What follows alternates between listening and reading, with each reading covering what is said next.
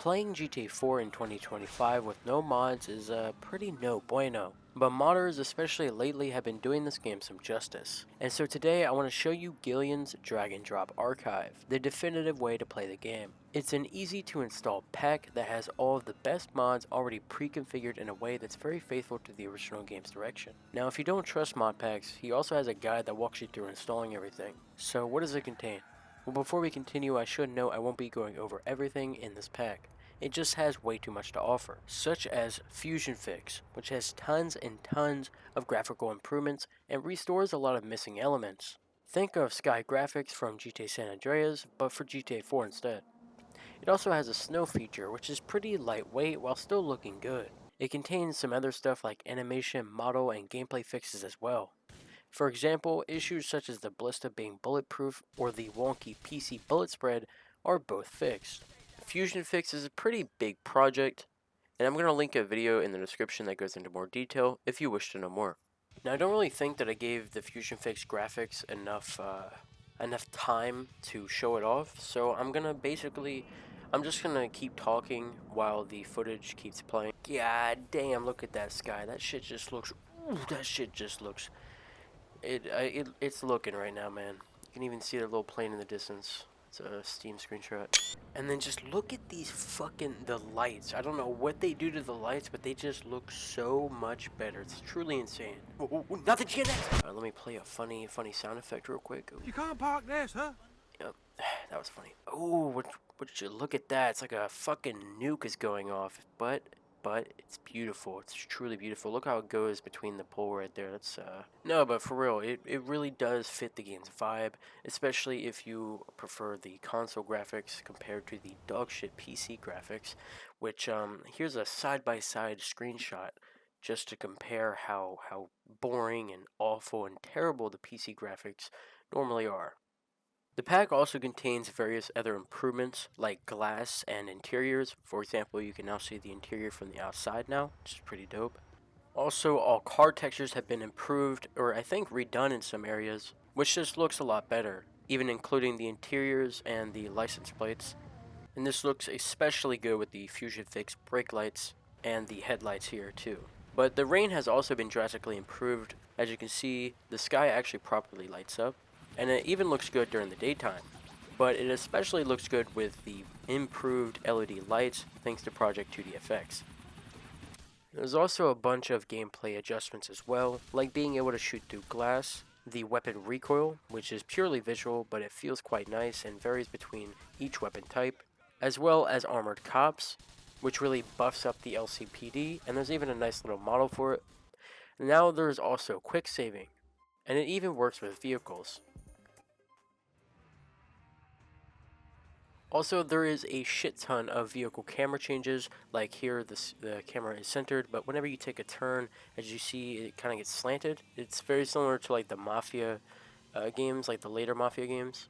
I believe the camera centering is disabled by default by this pack, but you can enable it. Also, as you can see, the field of view is heavily dynamic now. In the regular game, it's only really dynamic depending on your height and if you're looking up and down, but now it depends on if you're in combat, your speed, and other things like if you're drive-bying or something like that. Now, pretty much all of the gameplay adjustments or additions are made by Liberty Tweaks, and I actually have a video on most of the features, at least once before the 1.4 update. So if you want to know more about this project and what it changes, I would go ahead and check out that video. It'll be linked in the description. Now let's go over some information you should know prior to installing.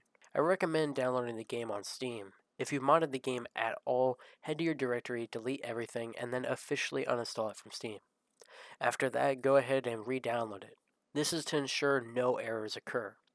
If you have your game from Rockstar Games Launcher, I sincerely wish you the best. If you have a totally legit copy, right-click your GTA4.exe file, click Properties, and make sure your version is the latest. As of this video, it's 1.2.0.59 or something like that.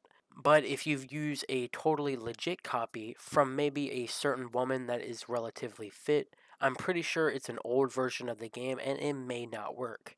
Now, if this ends up being your set of circumstances, I would recommend using the 1080 version of Gillion's archive.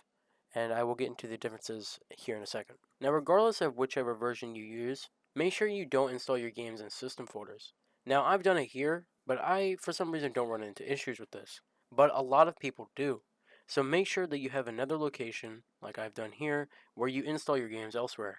But anyway, if you only have one drive like I do, I will link a Steam tool in the description where you can add more locations. But yeah, just to reiterate, never install games in system folders such as program files x86 or your desktop or anything like that. Just keep it in a designated location like I have here. Now to actually getting the pack. In the link in the description, you'll be met with two versions. I would recommend getting the 1080 version almost always, despite what many people say. You get the most features overall, and it just makes sense. For example, a majority of the gameplay improvements will not be available because they come from Liberty Tweaks, which currently only supports downgraded copies due to IVSDK.net support being the same. However, if you do use a downgraded copy, it's commonly stated that Fusion Fix doesn't work on them. Now, that's just a lie. Some features of Fusion Fix are simply limited. I'm not sure what they are, as I've never used the later versions of the game. Regardless, though, all of the important features are still working on downgraded copies. Anyway, download whichever version you'd like. Drag and drop it into your main directory, replacing when you're asked to. Run GTA 4 setup utility wpf.exe, open it to your games directory, and this is basically for DXVK. I have a video on DXVK, so I'd recommend watching that before you install it here.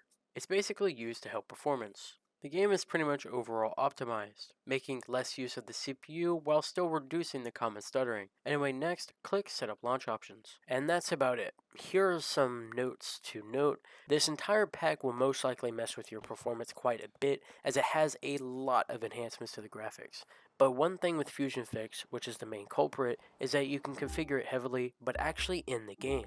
So if you go ahead and run the game, you can open display or the graphics tabs, and you'll see a lot more stuff to mess with. And there's a lot of other mods that you may want to configure, which are in the IVSDK and in the scripts folder, and especially Liberty Tweaks.